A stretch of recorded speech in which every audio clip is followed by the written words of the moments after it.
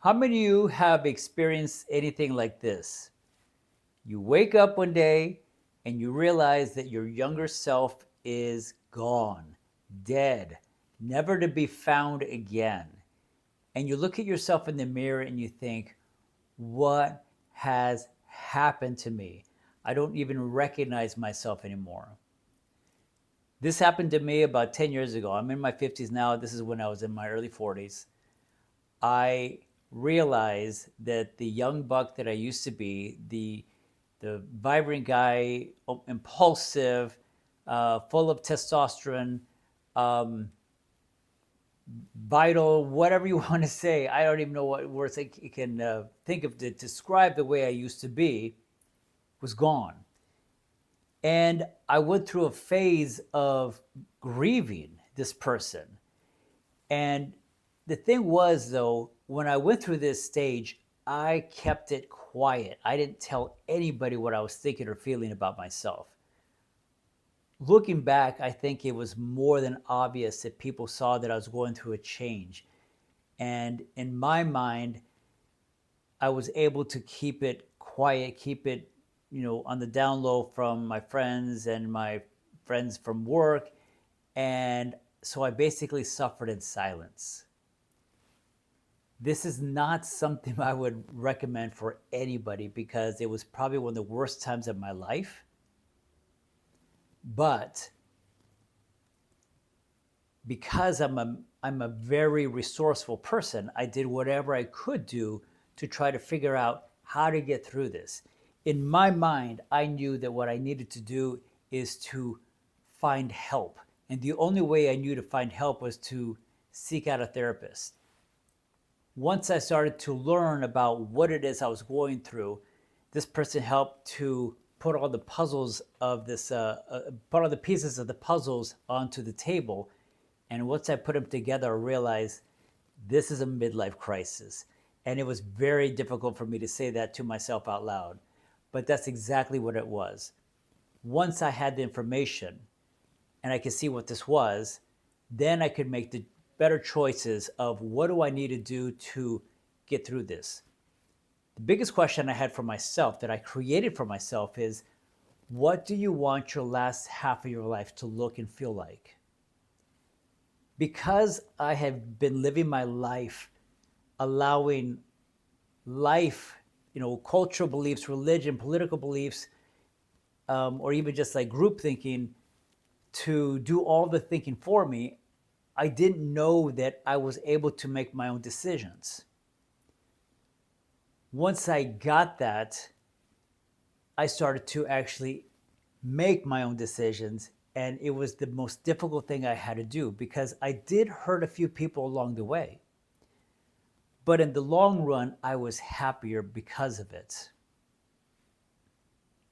I ended some relationships.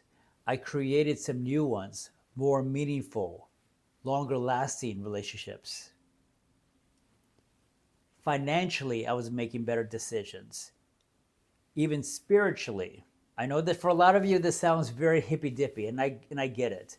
But even spiritually, I became what I will explain is feeling more connected to the Creator, to the One, to God, whatever you want to say. I felt more connected.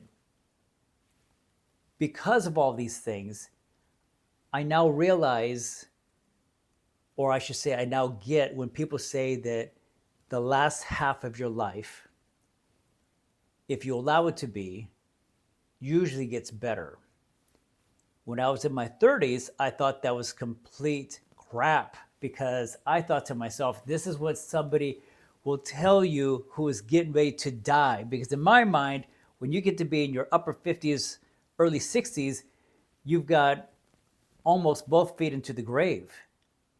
But I'm realizing now that I'm just getting revved up. I'm getting better and better with every day in every way.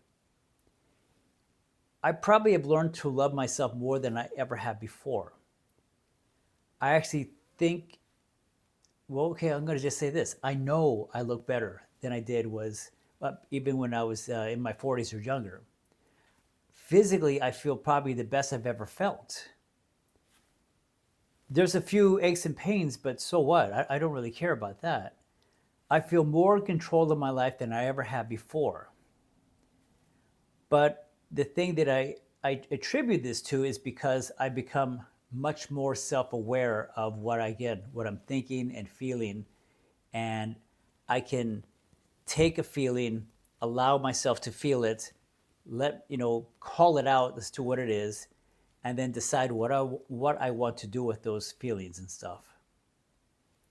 Journaling has become big in my life now.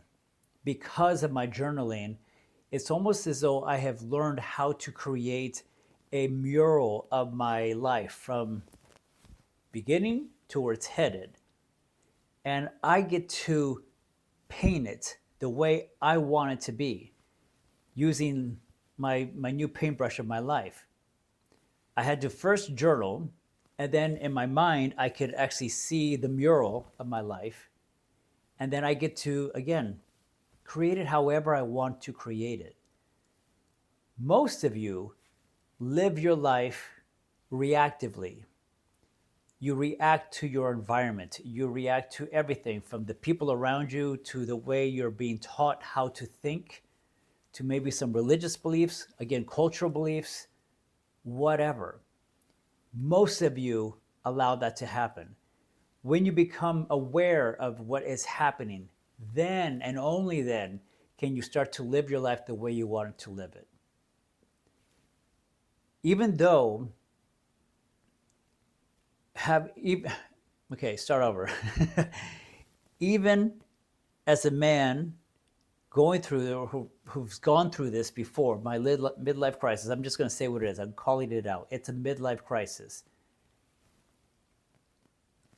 It was the hardest thing I'd ever gone through in my life. But it's the best thing that could have ever happened to me. I am so glad I went through this because I feel like there was a lot of loose ends that I needed to take care of in order to get to the next level of my life. And if I would have been someone who a lot of men do, where they just ignore what's going on, they jump into an affair, they buy the car, buy the motorcycle, or some of them just wither away. They just sit quiet and just let life run all over them.